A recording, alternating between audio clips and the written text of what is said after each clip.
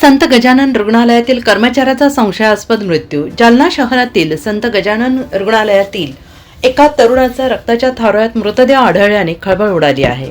अमोल राजेंद्र दोडके, वय वर्ष अंदाजे 35 असे तर मृत तरुणाचे नाव असून तो रुग्णालयाच्या ऑपरेशन थिएटर विभागात काम करत होता. मिळालेल्या माहितीनुसार अमोल दोडके हे नेहमीप्रमाणे नाईट ड्युटीसाठी रुग्णालयात गेले होते. मात्र रात्री उशिरापर्यंत ते घरी परतले नाहीत आणि त्यांचा मोबाईलही बंद असल्याने कुटुंबीय चिंतित होते. सकाळपर्यंत संपर्क न झाल्याने कुटुंबियांनी रुग्णालयात धाव घेतली असता अमोल दोडके यांचा मृतदेह फरशीवर रक्ताच्या थारोळ्यात पडलेल्या अवस्थेत आढळून आला.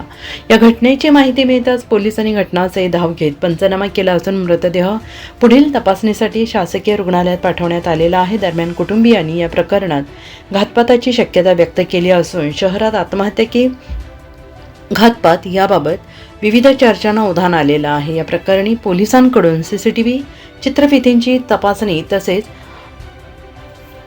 चौकशी रुग्णालयातील कर्मचाऱ्यांची चौकशी सुरू असलेली या प्रकरणी पोलिसांकडून CCTV चित्रफितींची तसेच रुग्णालयातील कर्मचाऱ्यांची चौकशी सुरू असल्याची माहिती उपविभागीय पोलीस अधिकारी अनंत कुलकर्णी यांनी दिली आहे. मृत्यूचे नेमके कारण शवविच्छेदन अहवालानंतर स्पष्ट होणार असून पोलिसांकडून पुढील तपास सुरू आहे. गजानन हॉस्पिटल आहे सदर बाजार पोलीस स्टेशनच्या हद्दीमध्ये. तिथे त्यांचेच एक एम्प्लॉई आहेत अमोल राजेंद्र दोडके यांचा मृतदेह आढळून आलेला आहे संशयास्पद परिस्थितीतला. ऑपरेशन थिएटरमध्ये आहे. ती माहिती मिळाल्यानंतर आम्ही स्टाफसह इथं आलेलो आहोत. पोलीस निरीक्षक सदर बाजार, मी स्वतः आम्ही आलेलो आहोत. आता आम्ही फॉरेन्सिकची टीम पण बोलवली आहे आणि नेमकं कारण काय आहे आणि कशामुळे तो मृत्यू घडलेला आहे याच्या तपासाबद्दल आम्ही आता सुरुवात केलेली आहे. सर्वप्रथम आम्ही घटनास्थळ पंचनामा करत आहोत. बॉडी शासकीय रुग्णालयात शिफ्ट करून त्या ठिकाणी PM करणार आहोत आणि त्यानंतरच निश्चित कशामुळे मृत्यू घडलेला आहे याचं कारण स्पष्ट होणार आहे. त्या दृष्टीने आम्ही तपासाला सुरुवात केलेली आहे. हा, आता आम्ही तो बघत आहोत नेमकं कशामुळे घडलेलं आहे हे पूर्ण PM रिपोर्ट नंतर आणि पूर्ण बॉडी पाहिल्यानंतरच लक्षात येणार आहे. PMच्या रिपोर्ट नंतर आपण कन्क्लुजनपर्यंत येऊ शकू की नेमकं मृत्यू कशामुळे घडलेला आहे आणि सर्व अँगलने आम्ही त्याचा परिपूर्ण तपास करणार आहोत. आणि आमची जी फॉरेन्सिकची टीम आहे तिला पण या ठिकाणी पाचारण केलेलं आहे. त्यांची सुद्धा आम्ही मदत घेत आहोत. अकस्मात मयत आहे तो सर्व अँगलनेच आम्ही त्याचा तपास करणार आहोत की नेमकी घटना कशी आहे, अपघात आहे का घातपात आहे, कुठलीही शक्यता आम्ही रूल आउट करत नाही आहोत. अगदी सुरुवातीची स्टेज आहे ही, त्यामुळे सगळ्याच अँगलने आम्ही तपास करणार आहोत. काल सकाळी 7:30 वाजता ड्युटीला घरून निघला होता. ऑपरेशन थिएटरमध्ये जायचं म्हणजे ऑपरेशन आहे म्हणे. डब्बा पण नव्हता आणला, ते लवकर आलता तो घरून. तर आम्ही रात्री त्याला कॉल केले, ड्युटी सुटली तर घरी यायना म्हणून कॉल केले. त्याने कॉल उचलला नाही. परत 2-3 वेळेस कॉल केले, उचलला नाही. मग आम्ही वाट पाहिली, म्हणलं आता त्यांना नाईट करत असतो तर नाईट लागली काय की, म्हणून आम्ही वाट पाहिली. त्याने फोन उचलला नाहीये. मग आम्ही यायला सकाळी उठल्यावर यायला म्हणलं तुम्ही जा बरं, म्हणलं हॉस्पिटलमध्ये बघून या. म्हणलं नेमकं फोन करून उचली ना. त्याच्या मित्राला पण सांगितलं फोन करा म्हणून, त्यांनी त्याच्या मित्राचा सुद्धा फोन उचलला नाहीये. मग यायला मी म्हणलं जाऊन बघा. हे बघायला आले तर हे डॉक्टर लोक आतून खालून कोण त्यांना येऊन देत नव्हतं. त्याच्या पुढचं त्यांनाच माहिती काय झालं तर ते येऊन देत नव्हते. पण आम्ही तिथं खाली आलो, त्या सिस्टर आम्हाला घरा येऊन द्यायला नाही. 3 जणी अशा हातात धरून उभा होते. आता तुम्ही काय पाहिलं ओटीमध्ये? इथं आल्यानंतर ते खाली पडलेला बघितलं मी पूर्ण. असं सगळं ते काय ते सगळं त्याला लागलेलं दिसतं ना, ब्लड लागलेलं, हाताला लागलेलं आहे, ब्लड आहे पूर्ण पडलेलं डोक्याला. आम्ही काहीच नाही, आम्ही काही हात लावला नाही. ते ब्लड होतं सगळं खाली पडलेलं. त्याच्यात आल्यानंतर आम्ही ते पाहिलं. अगोदर यांनी पाहिलं की यांनी मला कॉल केला, मग आम्ही तसंच पळत आलो. तर तुम्हाला काही संशय वगैरे आहे? मग आता डॉक्टर लोकांनी सांगायला पाहिजे होतं ना, कमीत कमी त्यांनी फोन तर करायला पाहिजे होता ना की असं झालं तुम्ही घरी फोन करायला पाहिजे होतं. याचा अर्थ ते रात्री ड्युटीहून घरी आला नाही, रात्रीच काहीतरी यांनी केलेलं आहे किंवा काहीतरी झालेलं आहे. मग हॉस्पिटलचे डॉक्टर लोक कशाबद्दल पळून गेले? यांचा फोन करायचं काम नाही का?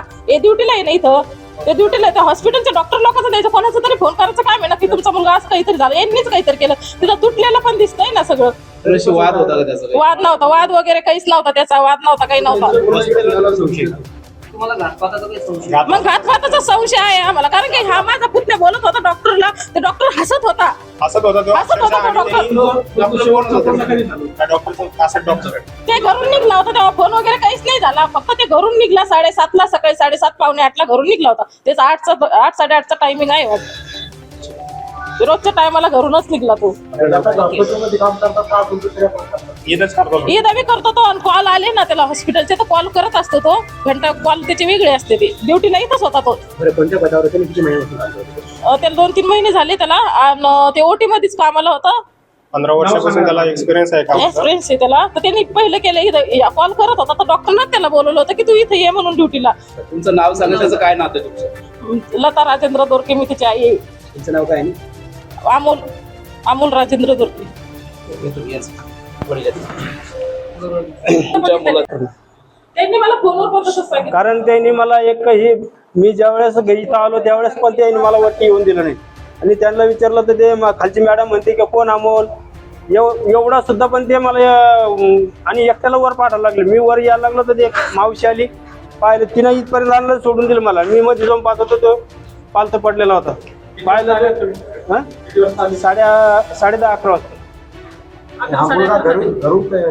काल सकाळी आलेलं आहे.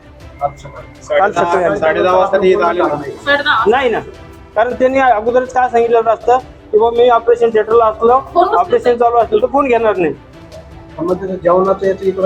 नाही, नाही, डब्बा घेऊन येतो, डब्बा घेऊन येतो. तुम्ही सकाळी इथं आल्यानंतर तुम्हाला काय पाहायला मिळालं? फक्त तो एकटा त्याची बॉडी पडलेली दिसली मला. बाकी कोणी डॉक्टर नव्हते, कोणी नाही. मी ज्यावेळेस आडायला लागलो त्यावेळेस मग ते जमा 1-2 जण आले, फक्त एक त्यांनी काय सांगितलं तुम्हाला डॉक्टर? ते म्हणे आम्हाला माहित नाही म्हणे. साफ इन्कार करत होते आणि त्यांनी त्या डोरला लॉक काय लावून तुमची मागणी काय आता? काय झालं पाहिजे? मागणी काय आता, हॉस्पिटलवर काही ते झालं पाहिजे. ते डॉक्टर बोलतो, ते कळू- मागणी काय, ते फोन का देणार वापस? ते कळू कसं गेलं? जी काही कायदेशीर कारवाई होईल हा, त्या डॉक्टरला तुम्ही माझ्या समोर आणा. त्यांनी माफी मागायला पाहिजे, कारण त्यांनी स्वतः केलेला आहे किंवा त्याच्या बरोबरचे जे ऑपरेशनला असतील त्याने केलेलं आहे. त्या दोघांचं कारण आहे, त्या दोघांनी केलेलं आहे. कारवाई वगैरे झाली पाहिजे असं. कार्यवाही झालीच पाहिजे. मुलाच्या नावाने वाईट आहे. पोलिस आले ना इथं, त्यांनीच केले वाटतं ना, त्यानेच फोन केला होता पोलिसाला. ते आले ना इथं, मुलाचं नाव त्यांनी पंचनामा केला. तुमचं नाव राजेंद्र जनार्दन दोरके. मुलाचं नाव करून बाहेर चर्चा अशी केली जाते की आत्महत्या केली मुलाची. नाही, असं होऊ शकत नाही. आत्महत्या करणारच नाही मुलगा. कालपर्यंत इन्क्वायरी करायला पाहिजे होती. कालपर्यंत त्यांनी पोलिसांना सांगायला पाहिजे होतं. त्यांनी तसं काही केलेलं नाही. ज्यावेळी आम्ही त्यांना मारहाण सुरू केली त्याच्यानंतर त्यांनी पोलिसांना फोन लावलेला आहे. त्यांनी स्वतःहून काही फोन केलेला नाही कोणाला, काही नाही. जेव्हा आम्ही इन्क्वायरी केली, ज्या टायमाला आम्ही इथं आलो त्याच्यानंतर त्यांच्यावर आम्ही मारहाण केली, जेव्हा ते आम्हाला आमच्या भावाबद्दल आम्हाला सांगत नव्हते. त्यांना मारायला लागलं त्याच्यानंतर त्यांनी त्यांच्या सेफ्टीसाठी त्यांनी पोलिसांना फोन लावलेला आहे. तोपर्यंत तुम्हाला सांगितलं तोपर्यंत त्यांनी आम्हाला कोणाला काही सांगितलं नव्हतं. आम्ही जेव्हा इथं वर आलो त्या टायमाला माझ्या काकांनी विचारलं त्यांना की तो कुठे आहे. त्यांनी टाळाटाळ केलेली होती. त्याच्यानंतर एक जणांनी सांगितलं की वरती ऑपरेशन थिएटरमध्ये आल्याच्या नंतर हा जो दरवाजा आहे, मेन दरवाजा, त्यांनी त्याला साखळीने लॉक लावून घेतलेलं होतं. साखळीने लॉक लावून घेतलेलं असताना मी डॉक्टरला मारहाण केली. मी स्वतः कबुलीत होतो. ज्यावेळी डॉक्टरला मारहाण केली त्यावेळी त्यांचा स्टाफ आला, त्यांनी लॉक खोललं आणि डॉक्टरला बाहेर काढून दिलेलं आहे. मृतदेह कोणून टाकला होता मला? मृतदेह कोंडून टाकलेला होता त्यांनी. काय पोलिसांकडे काय मागणी असेल तुमची? पोलिसांकडे हीच मागणी की सर जी काही कारवाई कायदेशीर जी काही कारवाई करता येईल ती कारवाई कठोरात कठोर कारवाई केली पाहिजे आणि डॉक्टरला सजा दिली पाहिजे आणि आम्हाला न्याय दिला पाहिजे. काय नाव? माझं नाव अजिंक्य तुकाराम दोरके. मी त्यात मृत्यूचा जो माझा भाऊ आहे त्याचा भाऊ आहे.